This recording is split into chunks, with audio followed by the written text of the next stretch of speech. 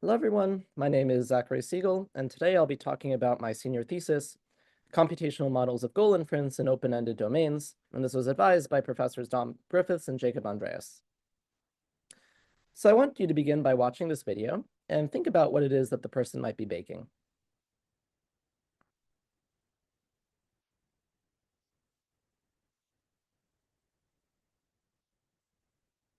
Okay, so that's it.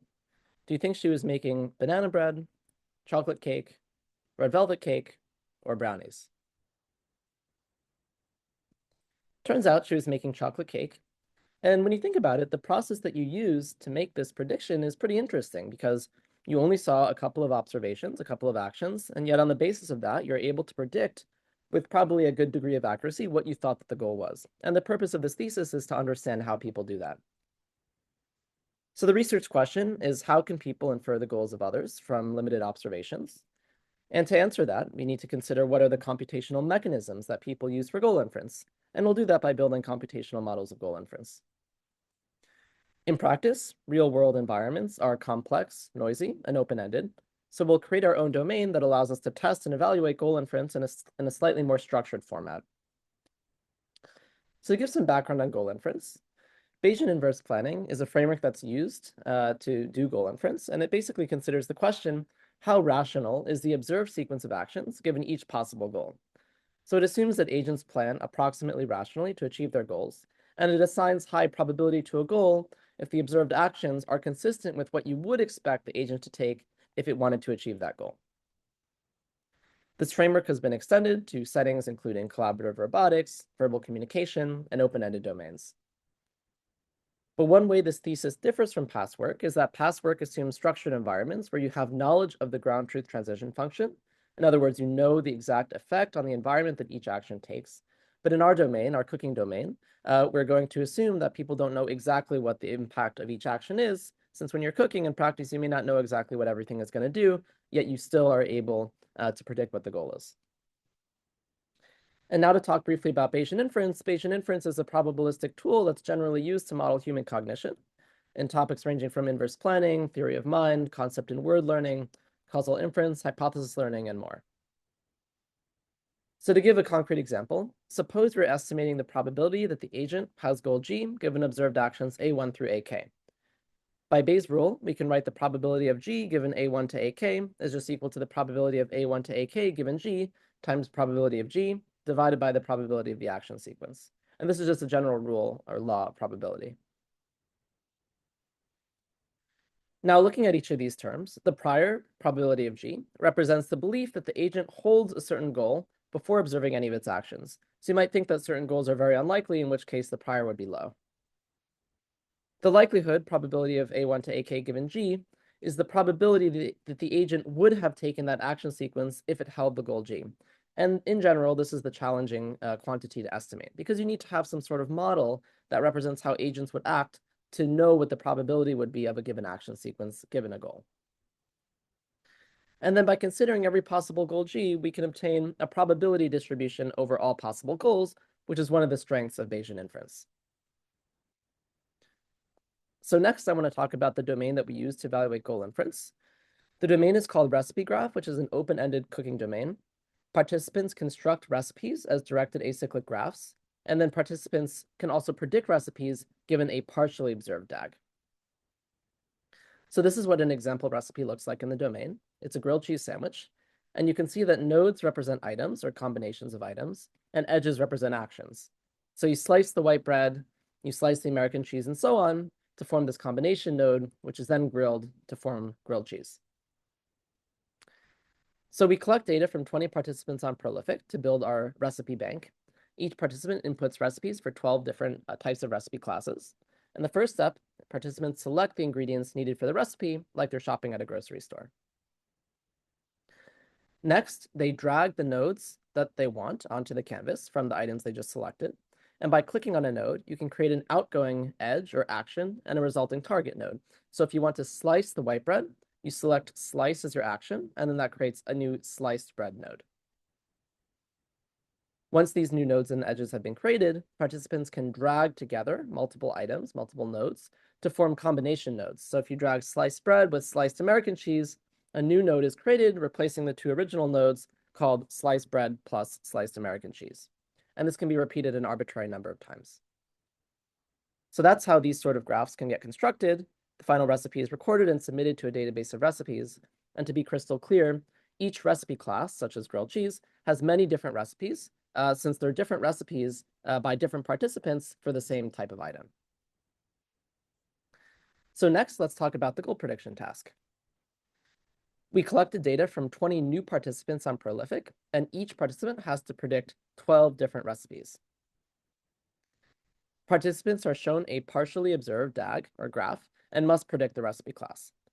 The way that it works is that one node of the graph is revealed at a time in topological order. And after the participant makes each recipe class prediction, an additional node is revealed. So let's show with an example what that looks like. So first, the participant will just see a singular node, in this case, white bread, and has to guess what the recipe is. When they click and make a prediction, an additional node is revealed. At this step, they can either choose to keep the same prediction or update the prediction just by clicking a different prediction button. And each time they click a button, their prediction is recorded, an additional node is revealed, and so on until the entire recipe graph is revealed. So now I want to talk about the computational models that we use to model these judgments that we just recorded in the previous step. So our objective is to build a model whose recipe class predictions have high agreement with the human predictions. This is distinct from the ground truth recipe classes, since we want our models to model human predictions. Each model M can be thought of as mapping a recipe subgraph G to a probability distribution over recipe classes. And to make predictions, the model has access to a dataset D of recipe subgraph recipe class tuples, where C is the human prediction for G. So you can think of this as the model having access to a dataset of all of the previous predictions that we just recorded in the data collection stage, and that allows it to infer what a new recipe class might be given a newly observed recipe graph. So you can think of this dataset as being used almost to train the model. For evaluation, we use the normalized log likelihood function, which is just summing the log probabilities of each of the predictions, where we look at the probability of the actual human predicted recipe class. So if the model has high agreement with the human recipe classes, this quantity will be quite high. So now I want to talk about the first node that the first model we use, which is called bag of nodes. Bag of nodes represents each graph as a set of raw ingredients. So in other words, equivalently, you can say that the probability of a recipe graph given C is just equal to the probability of the set of raw ingredients given C. So this is a simplification we make to make it better or easier to build the model.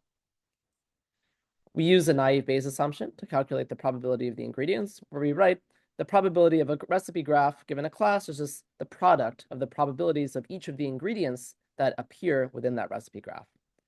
And then in turn, we calculate the probability of the ingredients as just simply a count of the number of times that particular ingredient appears in that recipe class divided by a sum over the counts of all of the other ingredients. And then we also employ add alpha smoothing to account for recipe classes where we've never seen that particular ingredient in the before to prevent it from zeroing out. And then the prior is just simply a sum of the number of times we've seen that particular recipe predicted over all of the other recipe classes.